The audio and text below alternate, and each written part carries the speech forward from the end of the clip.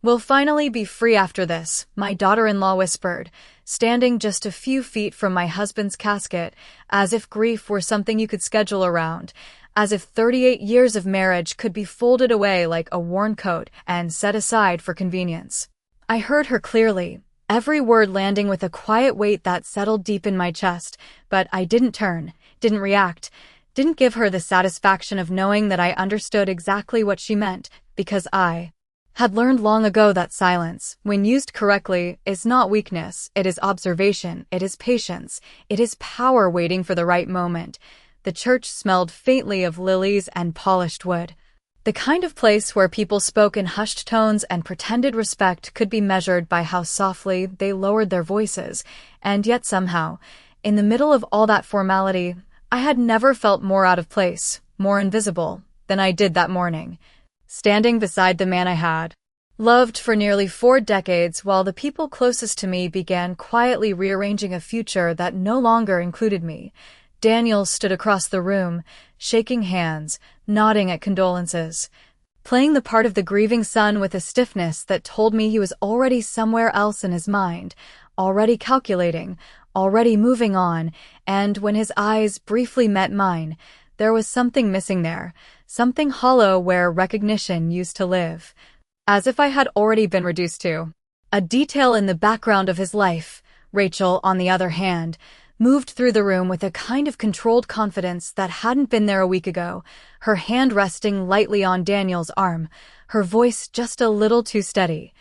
her posture just a little too certain, like someone who believed the hardest part was already over, like someone who thought the outcome had already been decided. I noticed the small things first, the things most people would miss, the way she redirected conversations when someone approached me, the way she subtly guided guests away from where I stood, the way my name was mentioned less and less as the morning went on, until I became less a widow and more a quiet presence no one quite knew what to do with. Even my seat at the reception had been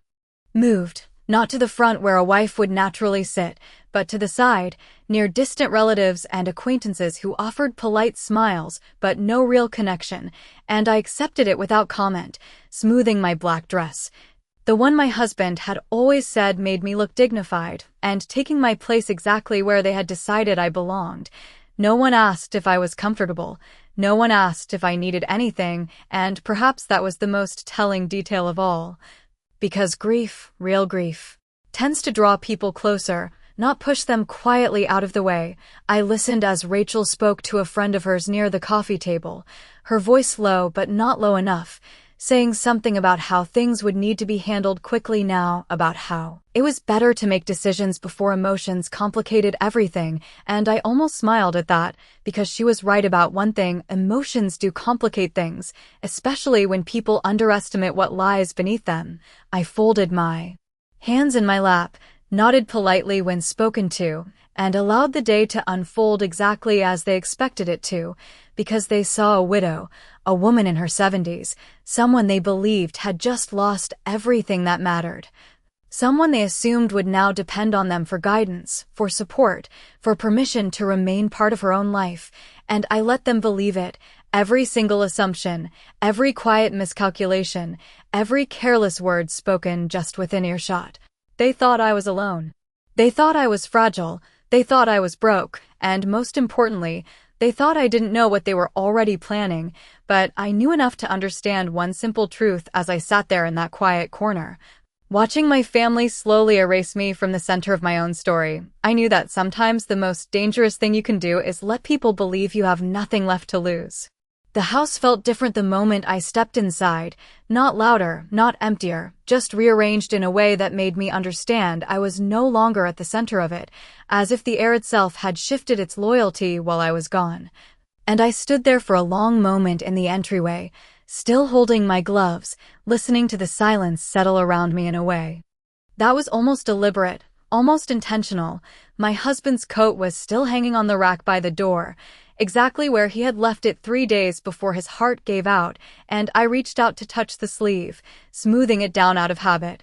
the same way I had done for years, but this time there was no voice behind me saying I worried too much about small things, no quiet laugh, No presents at all, just the faint hum of the refrigerator and the distant sound of a car passing outside. Indifferent to the fact that my life had just been divided into before and after, I walked slowly into the kitchen, placing my purse on the counter, noticing that the mail had already been sorted into 2 neat stacks, something I had not done. Something I had not asked anyone to do, and that was when I saw the note, written in Rachel's careful handwriting, listing numbers, appointments, a meeting with a realtor scheduled for Thursday at 10 in the morning, as if decisions had already begun. Without me, as if my role had been quietly reassigned while I was still standing beside a casket saying goodbye, I did not pick up the note right away. I simply looked at it, reading each line twice, not because I did not understand it, but because I wanted to feel exactly what it meant to be excluded in such a quiet, efficient way. No confrontation, no discussion, just a list of actions moving forward without the person who had built the life those actions now concerned. Daniel had not mentioned any of this to me, not on the drive back, not when he asked if I needed anything, not when he hugged me at the door with that same distant expression, and I realized then that omission can be more revealing than any argument. Because it requires no effort, no justification, just the simple decision that someone does not need to know. I poured myself a glass of water, taking a small sip, letting the coolness settle in my throat as I moved through the house, room by room, noticing the details I had once taken for granted, the framed photographs slightly repositioned, the stack of magazines on the coffee table replaced with something newer, something not chosen by me, and in the living room, the chair where my husband used to sit had been moved just a few inches to the side, not enough for anyone else to notice, but enough for me to understand that something had already begun to shift. I sat down in that chair, folding my hands in my lap the way I had at the reception, and allowed myself to think, not about grief, not about loss, but about patterns, about timing, about the quiet confidence in Rachel's voice earlier that morning,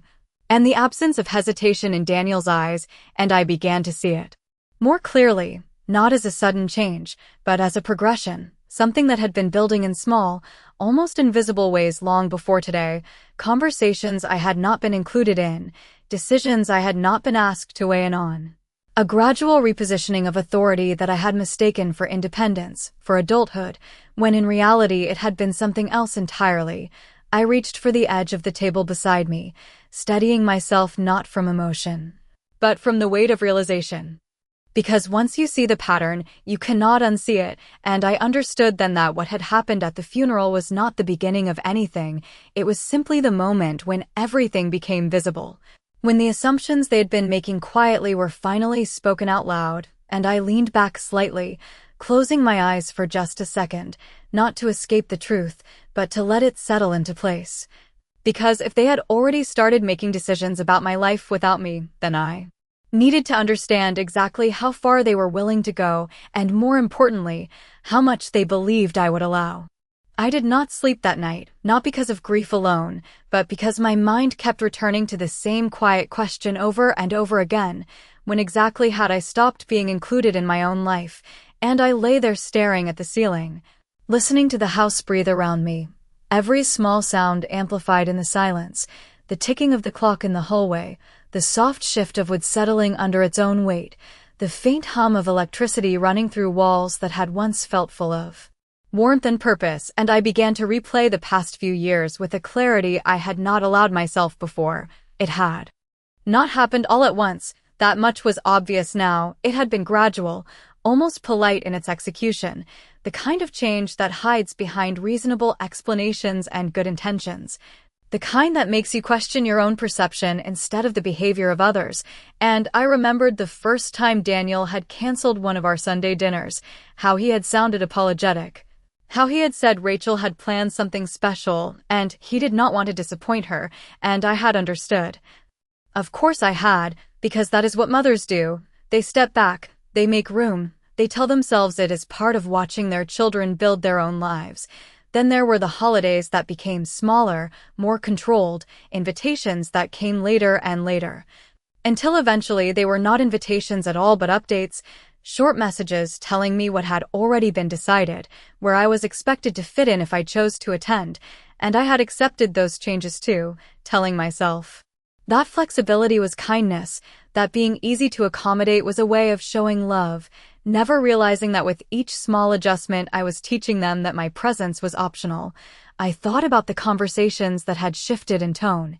How Daniel had started explaining things to me instead of asking my opinion. How Rachel would smile and say phrases like "you should not worry about that anymore" or "we will handle it from here." Words that sounded helpful on the surface, but carried a quiet message underneath. A message that suggested I was becoming less capable, less relevant, someone to be managed rather than included, and I remembered the way I had nodded along. How I had allowed those moments to pass without question because confronting them would have required admitting that something deeper was changing. I sat up slowly in bed, the realization settling into place with a kind of calm certainty. Because once you strip away the polite language and the careful smiles, the pattern becomes impossible to ignore. It was not about one decision or one moment. It was about a steady redirection of control. A quiet rewriting of roles where I had been moved from the center to the edge without ever being told it was happening. The next morning, I walked into the kitchen and saw that same note still sitting.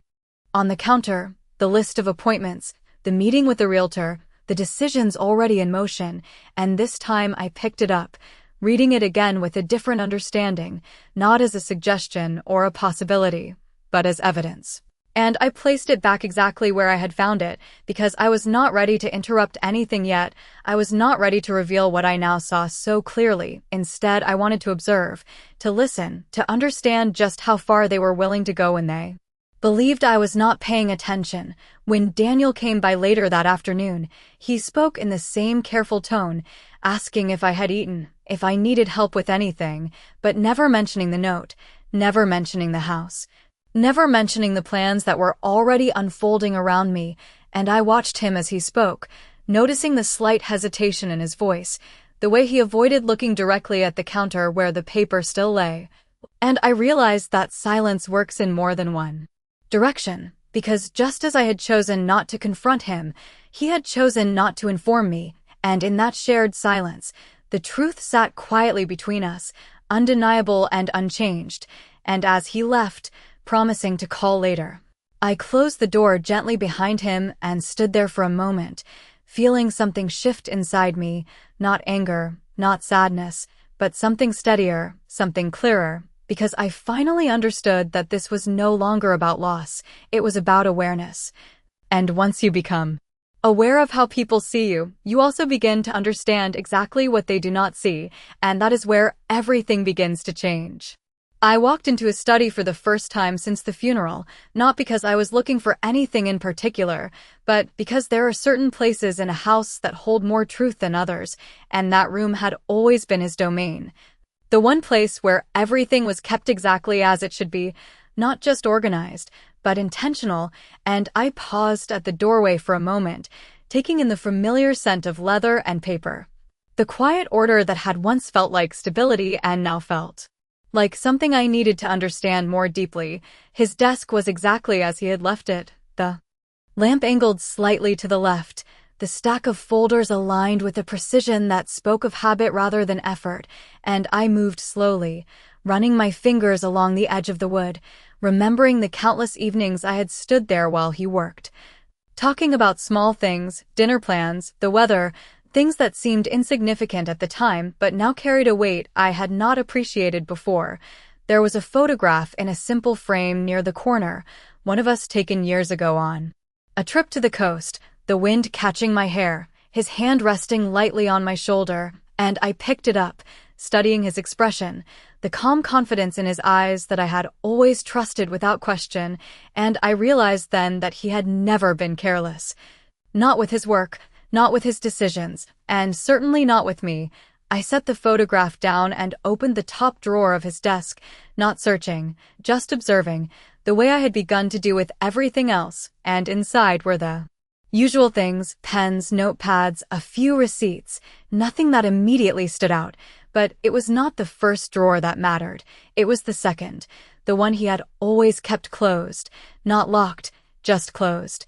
As if the contents were not meant to be accessed casually, and I hesitated for a moment before sliding it open, feeling a quiet shift inside me as I did. The files inside were neatly labeled, each one marked with dates and titles that meant something to him. And I recognized some of them. Insurance policies, tax documents, things we had discussed over the years, but there were others I did not recognize, folders with names that were unfamiliar, accounts I had never heard mentioned, and I pulled one of them out, opening it carefully. Not with urgency, but with the same measured attention I had begun to apply to everything. The numbers on the page were not shocking in themselves, not yet, but they were precise, detailed, part of a structure that was clearly more extensive than anything I had been directly involved in, and I turned the page, then another, feeling a quiet clarity begin to form, not confusion, not panic, but recognition, because this was exactly the kind of thing he would have done,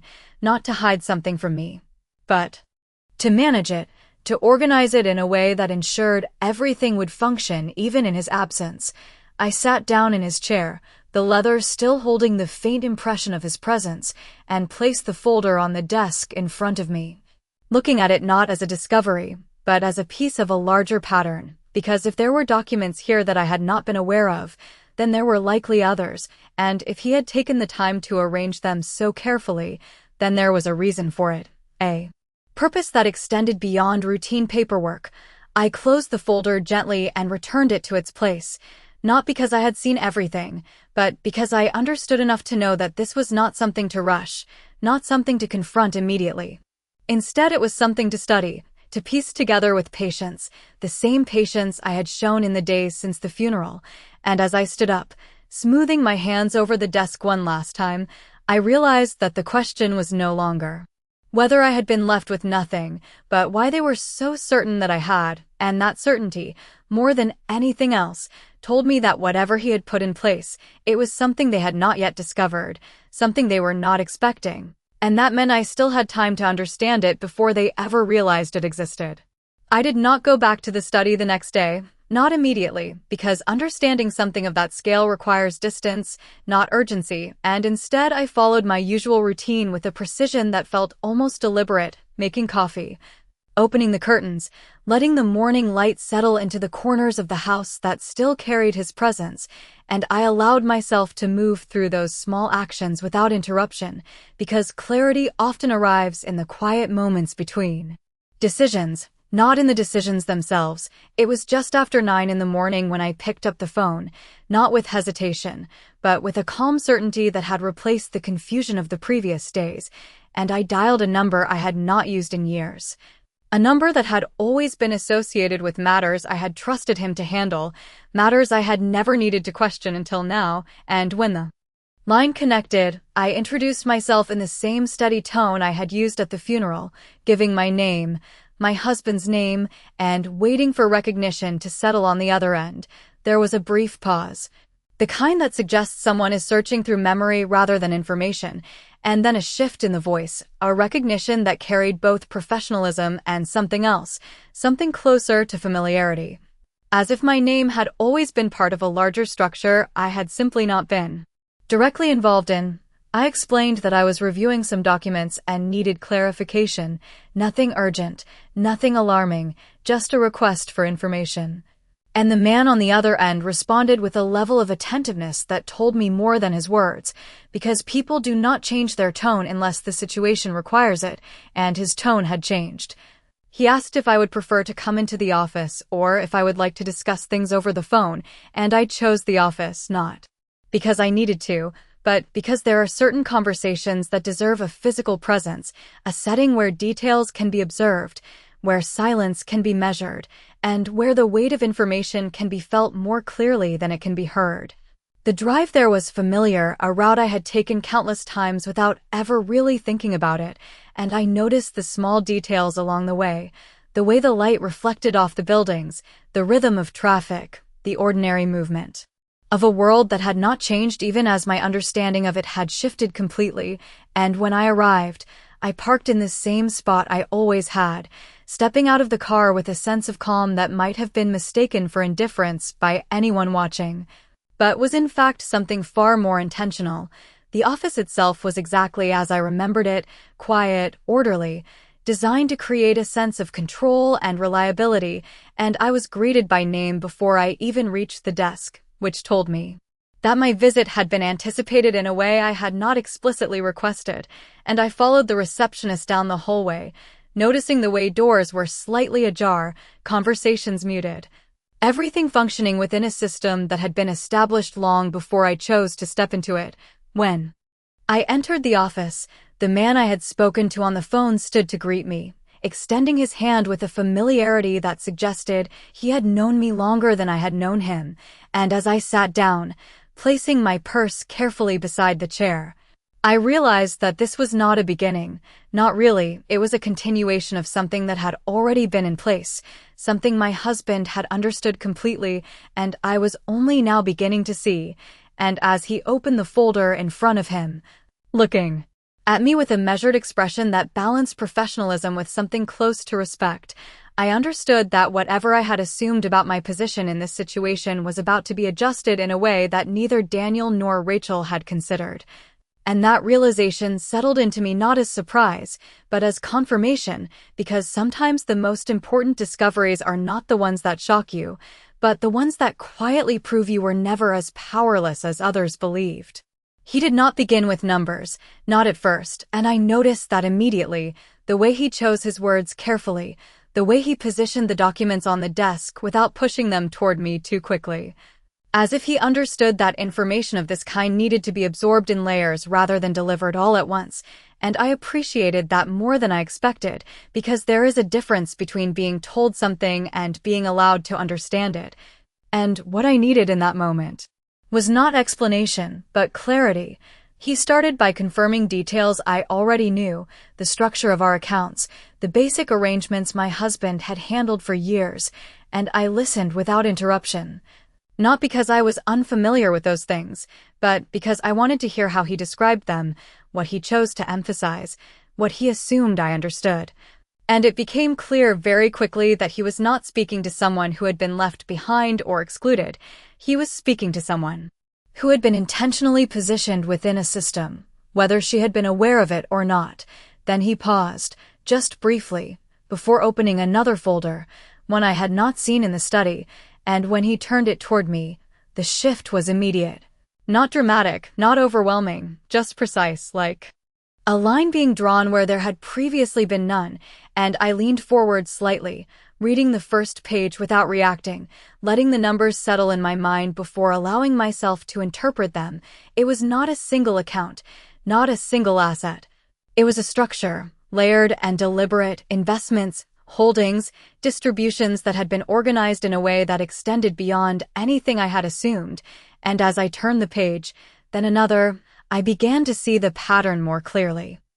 The way everything connected, the way each piece supported the next, and I felt something shift inside me, not surprise, but recognition, because this was exactly the kind of thing he would have built, not for complexity, but for stability, not to hide, but to ensure that everything remained intact regardless of circumstances. I asked a question then, my voice steady, not because I needed confirmation, but because I wanted to hear it spoken out loud, to understand how it existed within the system he had created, and the answer came without hesitation, delivered in the same measured tone, explaining ownership, access, control, and most importantly, the fact that everything I was looking at, every account, every figure, was directly tied to me, not through inheritance in the traditional sense, but through designation, through a structure that had placed me at the center long before anyone else had assumed otherwise. I sat back slightly, letting that settle, not rushing to respond. Because there is a moment when understanding shifts from information to reality, and I needed to recognize exactly what that meant, not just in numbers, but in position, in control, in the way decisions would now unfold if I chose to engage with them. He continued, outlining options, processes, steps that could be taken if changes were needed, but I noticed something in the way he spoke, a subtle assumption that I would not act immediately, that I would take time, that I would consider rather than react, and I realized that this, too, had been anticipated, not just by him, but by the man who had arranged all of this in the first place. When he finally mentioned the total, the full scope of what had been structured under my name. He did so without emphasis, without drama, simply stating the figure as a fact, and I looked at the page again, not because I doubted it, but because I wanted to see it in context, to understand not just the number, but what it represented, and in that moment, sitting in that quiet office, with the weight of everything I had learned settling into place, I understood something with complete certainty. They had not misjudged me because they were careless. They had misjudged me because they had never considered that I might already be in control of everything they were trying to take, and that realization did not bring anger. It did not bring satisfaction. It brought something far more useful. It brought perspective, because once you know exactly where you stand, you also know exactly how to let others reveal where they think you are. And the distance between those two positions is where everything begins to change. I did not say anything on the drive home, not to him, not to anyone, and that silence was not empty. It was deliberate, filled with a clarity that had taken shape the moment I saw those numbers on the page. Because understanding something and revealing it are two very different actions, and I had no intention of confusing the two. When I walked back into the house, everything looked the same furniture, the same light falling through the windows, the same quiet arrangement of objects. That had not changed in appearance, but had completely shifted in meaning, and I placed my purse on the counter in the exact spot I always had, not because it mattered, but because routine has a way of anchoring you while everything else moves. The note was still there. The one about the realtor, the one that had once felt like an intrusion and now felt like a clue, and I read it again, this time with a different kind of attention, not asking what it meant for me, but what it revealed about them.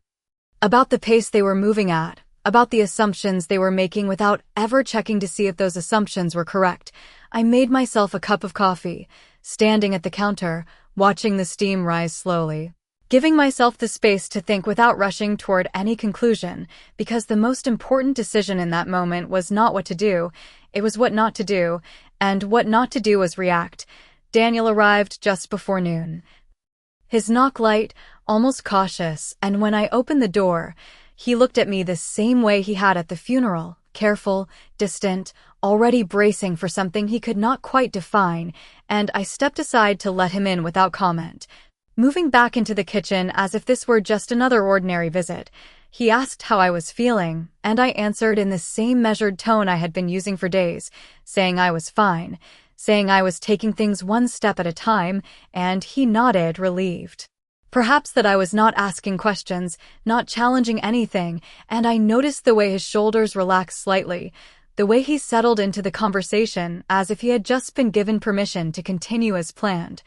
Rachel arrived a few minutes later, her presence announced not by sound, but by the shift in energy that followed her into the room, and she greeted me with the same composed politeness she had perfected over the years, her smile steady,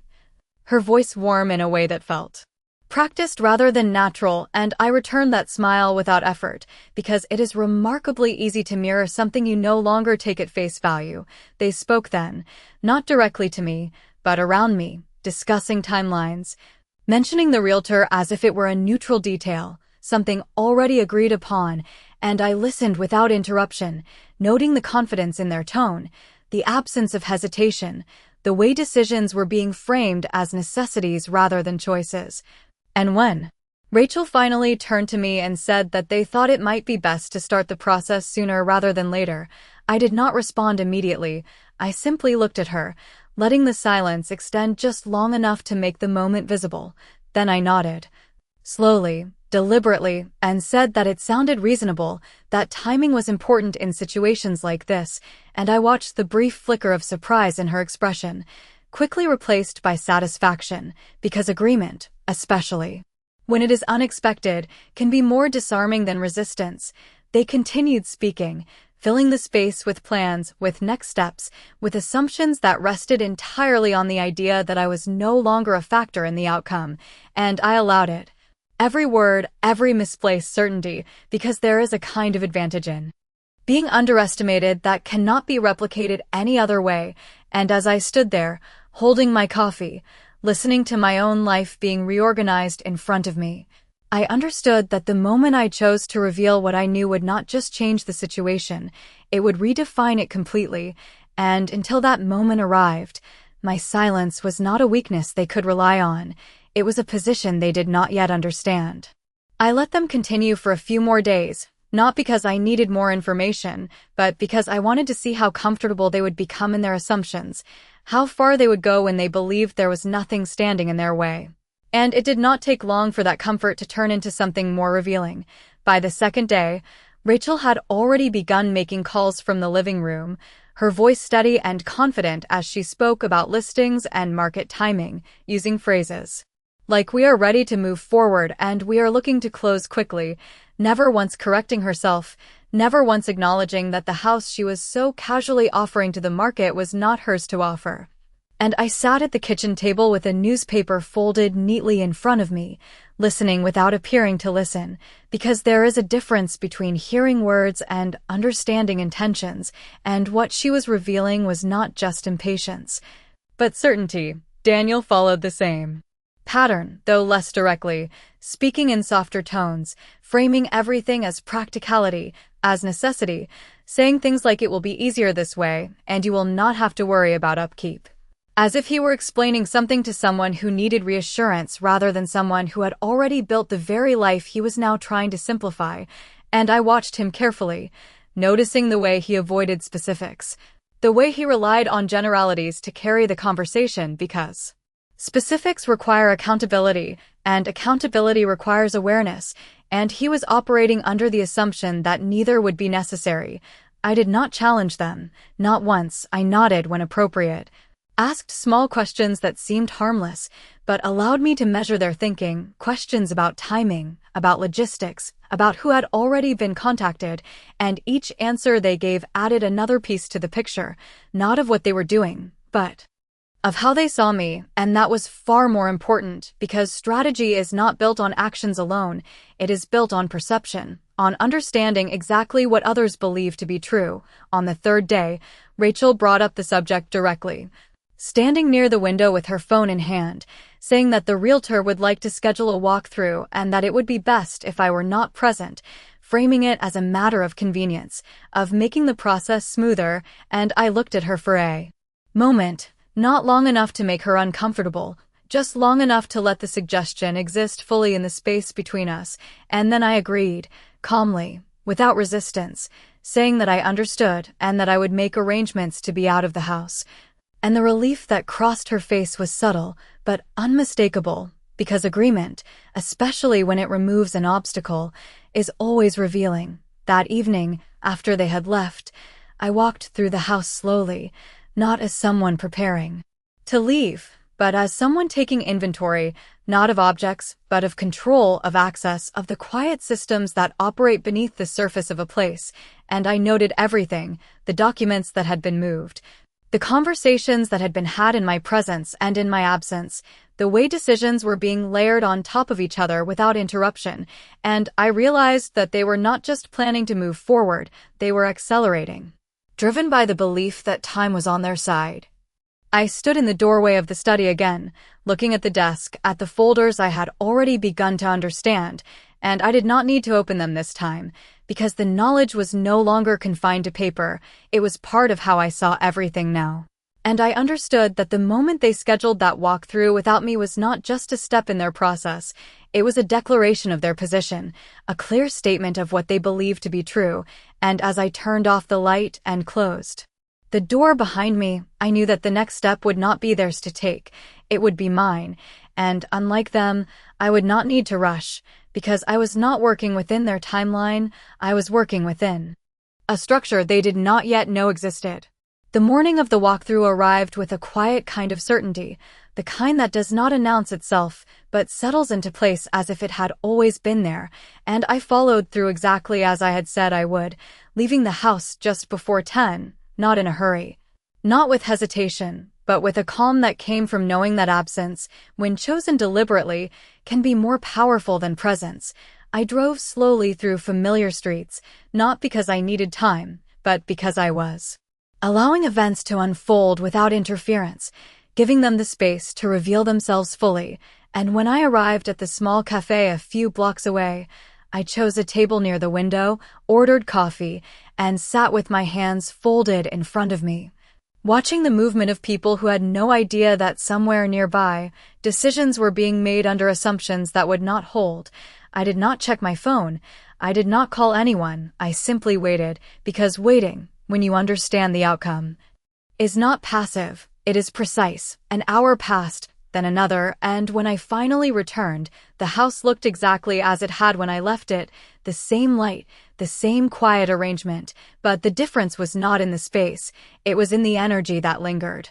A kind of unsettled tension that had not been there before, and I stepped inside, closing the door gently behind me, noticing immediately that the folders on the coffee table had been moved, not carelessly, but with purpose, as if someone had been searching for something they expected to find. Daniel was standing in the living room when I entered, his posture rigid, his expression uncertain in a way I had not seen before, and Rachel was near the kitchen, her phone in her hand. But not in use, her composure slightly disrupted, not dramatically, but enough to be visible to someone who was paying attention. Neither of them spoke right away, and I did not fill the silence. I simply set my purse down, removed my coat, and looked at them both with the same calm expression I had maintained for days, allowing them to decide how to begin. It was Daniel who spoke first, his voice measured, but lacking the confidence it had carried before, asking if I had been contacted about any accounts, about any documents, and I tilted my head slightly, not in confusion, but in acknowledgement, as if considering the question rather than reacting to it, and I answered simply, saying that I had spent the previous day reviewing everything, and I watched as that answer settled into the space between us. Rachel stepped forward then, her tone controlled, but sharper than before, asking what exactly I meant by everything, and I did not rush to explain. I allowed the question to exist for a moment, because explanation, when given too quickly, loses its weight, and then I responded in the same steady voice, saying that I meant the structure, the accounts, the ownership. The decisions that had already been made long before any of us were standing in this room trying to redefine them. The silence that followed was different from the others, not empty, not uncertain, but heavy with realization, because understanding does not always arrive all at once. Sometimes it unfolds in stages, each piece forcing a reassessment of what came before, and I could see that process beginning, the shift in their expressions, the recalculation. The quiet recognition that the position they had assumed I held was not the position I was actually in. I walked past them then, into the study, not inviting them to follow, but not preventing it either, and I opened the drawer I had already explored, removing one of the folders, placing it on the desk with a level of care that matched the way it had been stored, and when they entered the room behind me, I did not turn immediately. I simply rested my hand lightly on the edge of the desk and said, in a tone that carried no anger, no accusation, only clarity, that there were certain things my husband had understood about timing, about preparation, about the importance of making sure that when the moment came, the right person would be in the right position, and as I finally looked at them, meeting their eyes without hesitation, I realized that the moment they had been preparing for was not the one they were now facing, and that was not something I needed to explain. It was something they were already beginning to understand on their own.